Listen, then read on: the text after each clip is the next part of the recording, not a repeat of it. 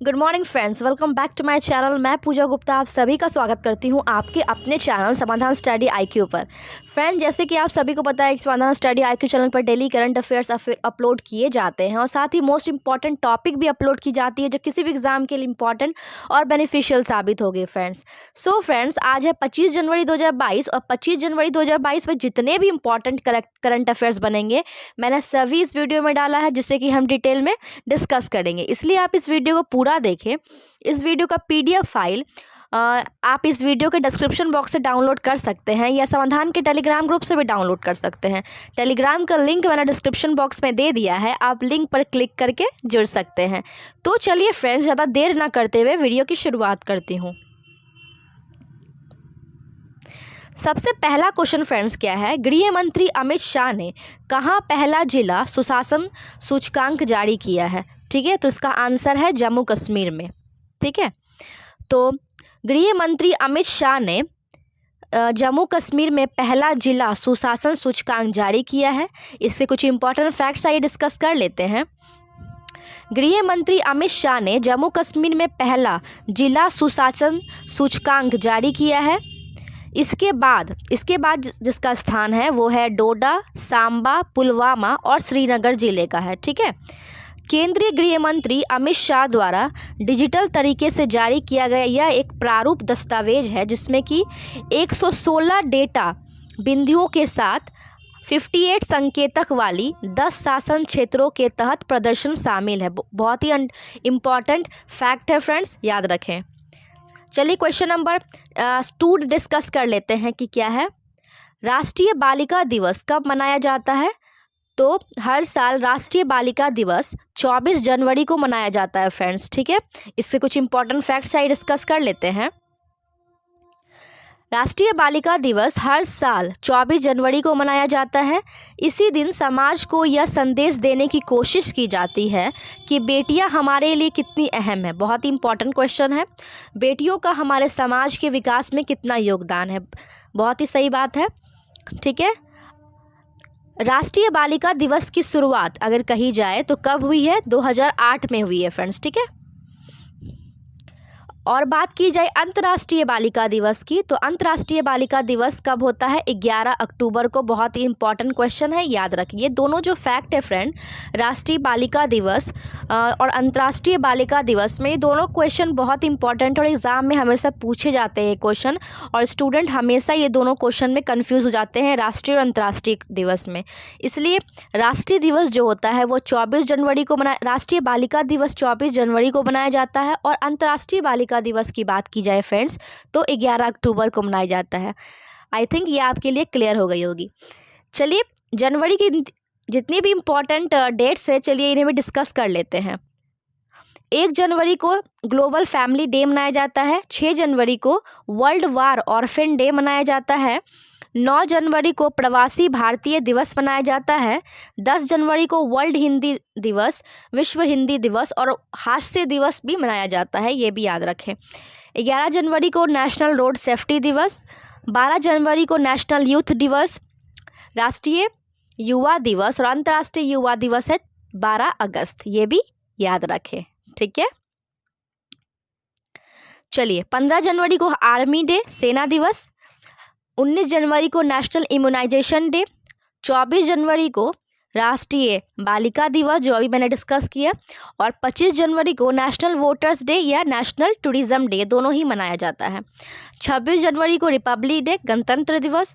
30 जनवरी को world leprosy day, कुष्ठ रोग दिवस, या महात्मा गांधी की जो मृत्यु हुई थी वो भी 30 जनवरी को 1948 में हुई थी नाथुराम गोडसे के द्वारा। ठीक है, इंपॉर्टेंट फैक्ट है, याद रखें।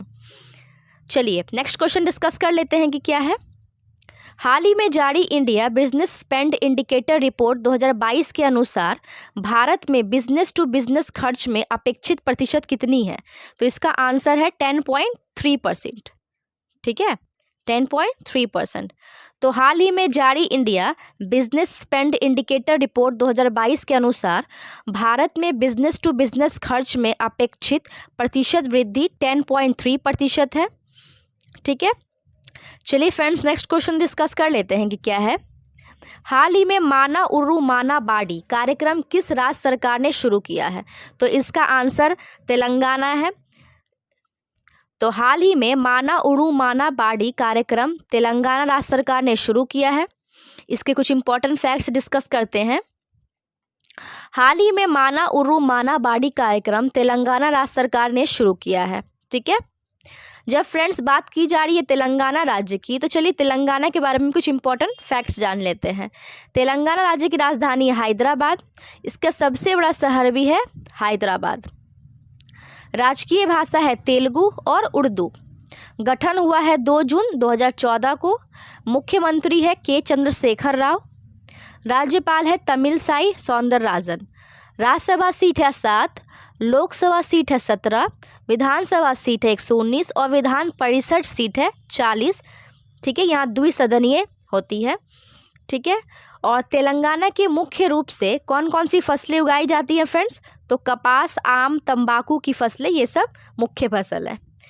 तेलंगाना राज्य में भारत का सबसे बड़ा तैरता हुआ सौर ऊर्जा संयंत्र भी स्थापित किया गया है। बहुत अच्छा क्वेश्चन है, याद रखें। तेलंगाना राज्य में भूमि और संपत्ति पंजीकरण के लिए कौन सा पोर्टल शुरू किया गया है? तो धरनी पोर्टल शुरू किया गया है। ठीक है, अमराबाद टाइगर रिजर्व ये भी तेलंगाना राज्य में ही स्थित है। विश्व की सबसे बड़ी कालेश्वरम परियोजना, बहुत ही इम्पोर्टेंट और सेलेक्टेड क्वेश्चन है।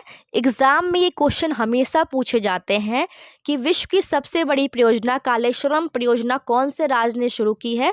तो तेलंगाना ने। बहुत इंपॉर्टेंट क्वेश्चन है। रायतू बंधु योजना तेलंगाना राज्य ने ही शुरू की है। तेलंगाना राज्य में स्कूलों में तेलुगु भाषा अब अनिवार्य कर दी गई है फ्रेंड्स। ठीक है, चलिए फ्रेंड्स, जितने भी क्वेश्चन मैंने तेलंगाना से संबंधित बताए सारे ही इम्पॉर्टेंट और सेलेक्टेड है। आप इसे सारे कॉपी में ज़रूर नोट किया कीजिए और याद रखें। फ्रेंड्स, मैं जितने भी इम्पॉर्टेंट क्वेश्चन आप सभी को करवाती हूँ, उससे संबंधित जितने भी फैक्ट बताती हूँ, सारे फैक्ट को आप कॉपी में लिखा करें और याद जरूर करें। ये सारे क्वेश्चन इंपॉर्टेंट है और सेलेक्टेड है। ठीक है, चलिए क्वेश्चन नंबर नेक्स्ट देखते हैं क्या है। इनमें से किस अंतर सरकारी संगठन ने हाल ही में द्विवार्षिक इलेक्ट्रिसिटी मार्केट रिपोर्ट 2022 का संस्करण जारी किया है? तो इसका आंसर है अंतर्राष्ट्रीय ऊर्जा एजेंसी। ठीक है,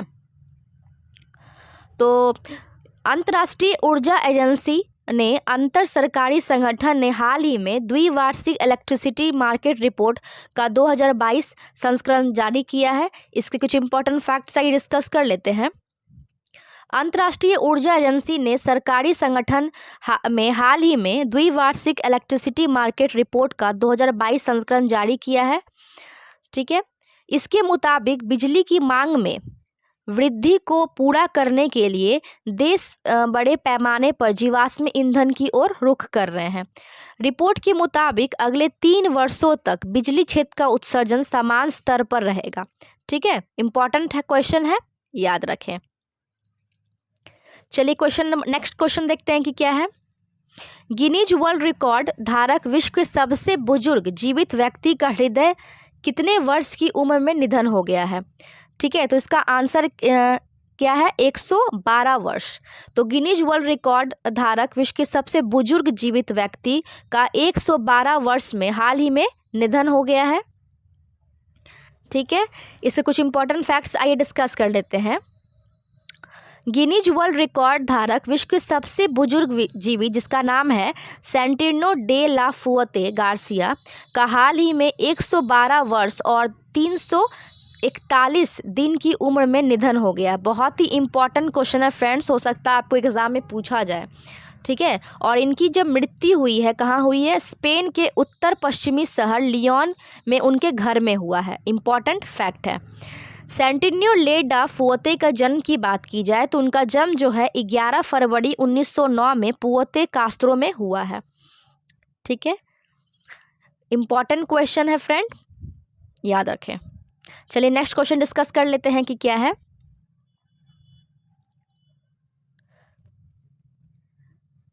भारत ने किस राज्य की युवा लड़की जाह्नवी डोंगती डांगती हाल ही में प्रतिष्ठित नासा कार्यक्रम पूरा करने वाली पहली भारतीय बनी है?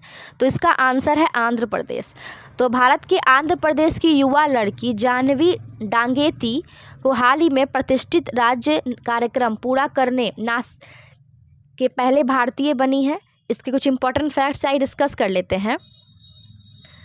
भारत के आंध्र प्रदेश राज्य की युवा लड़की जाह्नवी डांगती को हाल ही में अमेरिका के अलाबामा में कैनेडी स्पेस सेंटर में नासा के अंतर्राष्ट्रीय वायु और अंतरिक्ष कार्यक्रम को पूरा किया है और वह यह कार्य करने वाली पहली भारतीय महिला बनी है। इंपॉर्टेंट क्वेश्चन है, याद रखें।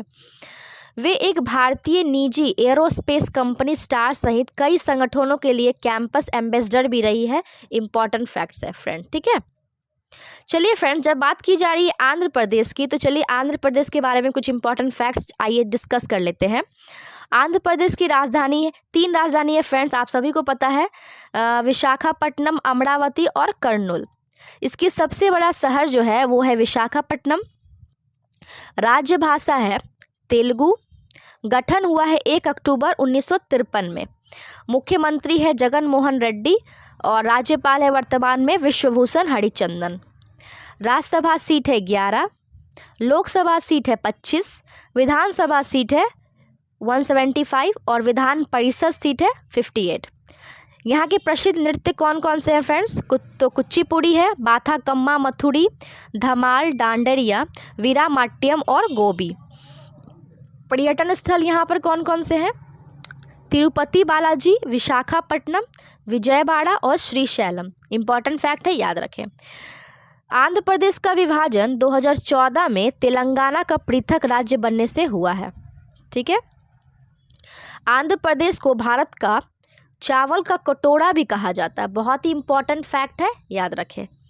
आंध्र प्रदेश राज्य को भारत का कोहिनूर भी कहा जाता है। इसलिए कहा जाता है फ्रेंड्स क्योंकि इस राज्य में गोलकुंडा खादान से कोहिनूर हीरा प्राप्त हुआ है। इंपॉर्टेंट फैक्ट है और एग्जाम में पूछे गए क्वेश्चन है। हाल ही में आंध्र प्रदेश सरकार ने 30 जून 2021 को अपनी नई नीति IT इंफॉर्मेशन टेक्नोलॉजी पॉलिसी 2021 से 24 लॉन्च की है। इंपॉर्टेंट क्वेश्चन है फ्रेंड्स, याद रखें। फ्रेंड्स, जितने भी मैंने क्वेश्चंस और आपको फैक्ट बताए आंध्र प्रदेश से संबंधित, सारे ही इंपॉर्टेंट और सेलेक्टेड है। आप इसे ज़रूर याद रखें और कॉपी में ज़रूर नोट करें। फ्रेंड्स, अगर आप हमारे चैनल में नए हैं तो प्लीज़ चैनल को लाइक शेयर और सब्सक्राइब ज़रूर करें। और आप सब्सक्राइब करने के बाद बेल आइकन ज़रूर दबाएं और बेल आइकन दबाने के बाद आपको जितने भी नोटिफिकेशन अगर अपलोड किए जाते हैं वो सारे आपको सबसे पहले मिले। फ्रेंड्स, एक बात कहना चाहूँगी आप सभी को कि जो भी मैं करंट अफेयर्स की वीडियो बनाती हूँ उसका फ्री टेस्ट टेलीग्राम ग्रुप में समाधान चैनल में होता है, जिसका लिंक मैंने डिस्क्रिप्शन बॉक्स में दे दिया है। आप लिंक से कनेक्ट होकर जुड़ सकते हैं। रोज़ 8 बजे सुबह इस टेस्ट को लगाइए, आपके करंट अफेयर्स में बहुत ही फ़ायदा आपको दिखेगा। चलिए नेक्स्ट क्वेश्चन डिस्कस कर लेते हैं कि क्या है। हाल ही में किसने Syed Modi international badminton tournament का खिताब जीता है? तो इसका आंसर है PV सिंधु। तो PV सिंधु ने Syed Modi international badminton tournament का खिताब जीता है। इसके कुछ इंपॉर्टेंट फैक्ट्स आइए डिस्कस कर लेते हैं। भारतीय स्टार शटलर और 2 बार की ओलंपिक चैंपियन PV सिंधु ने Syed Modi international badminton tournament में महिला एकल का खिताब जीत लिया है। यह टूर्नामेंट लखनऊ में आयोजित हुआ था। PV सिंधु ने भारत की मालाविका को 21-13 और 21-16 से हराकर अपने खिताब अपने नाम किया है, ठीक है फ्रेंड्स। सिर्फ सो फ्रेंड्स, इस वीडियो में इतना ही। अगर आपको ये वीडियो अच्छा और हेल्पफुल लगा तो प्लीज़ वीडियो लाइक शेयर और सब्सक्राइब ज़रूर करें और प्लीज़ कमेंट करके ज़रूर बताएं कि आपको मेरा करंट अफेयर्स का वीडियो कैसा लग रहा है, जिससे कि मैं आप सभी के लिए इसी तरह के इम्पॉर्टेंट और सेलेक्टेड करंट अफेयर्स लेके आऊँगी। फ्रेंड्स, अगर आप हमारे चैनल में नए हैं तो प्लीज़ चैनल को लाइक सब्सक्राइब ज़रूर करें और सब्सक्राइब करने के बाद बेल आइकन ज़रूर दबाएं, जिसमें आने वाले जितने भी इंपॉर्टेंट नोटिफिकेशन आपको सबसे पहले मिले। तो फ्रेंड्स, ये रहा करंट अफेयर्स का डोज। मैं इसी तरह के इंपॉर्टेंट करंट अफेयर्स आप सभी के लिए लेके आऊँगी और फ्री PDF भी प्रोवाइड करूँगी, जिससे कि आप अच्छे से पढ़ पाएँ। तो फ्रेंड्स वीडियो में इसी तरह बने रहें, कल मिलते हैं नए जोश और उमंग के साथ। जय हिंद, जय भारत।